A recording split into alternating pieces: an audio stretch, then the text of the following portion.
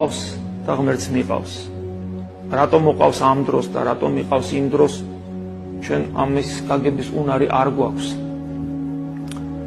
რატო განიცადეთ თქვენ ესეთი ტკივილი, რატო გაქვთ ესეთი ჯვარი? ასევე პასუხგაუცემელია ერთის ხრივ, მაგრამ ნახეთ, პასუხს თქვენ თვითონვე იძლევით. თქვენ მართალი იობივით ღმერთი დაინახეთ ტრაგედიის მერე